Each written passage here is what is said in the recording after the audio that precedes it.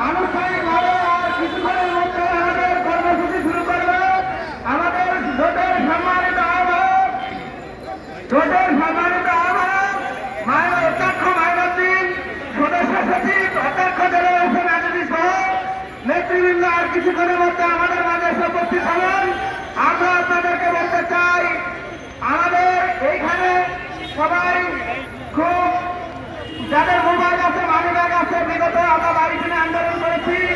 আমাদের এখানে অসংখ্য মানুষের ভিড়ের ভিতরে ঢুকে অনেকের মোবাইল মানি ব্যাগ চুরি হয়ে গিয়েছে। আপনারা এটা খেয়াল রাখবেন। আমরা চাই না আমার যে সকল শিক্ষক হাজার বাধা বিপত্তি অতিক্রম করে এই প্রেস ক্লাবের সামনে এসেছে তাদের কোনো কিছু খাওয়া যাক।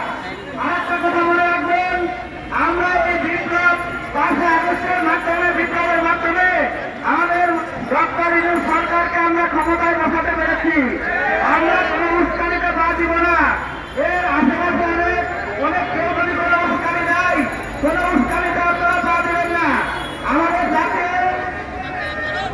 জাতীয় নেতৃবৃন্দ আমাদের যে নির্দেশনা দিবেন আমরা সেইভাবে শান্তিপূর্ণ সমাবেশ করব। কোন উস্কানিতে আমাদের ভিতরে হয়তো কথিত সরাসরি কোন দোষর আমাদের ভিতরে এসে আমাদের উস্কানি দিতে পারে।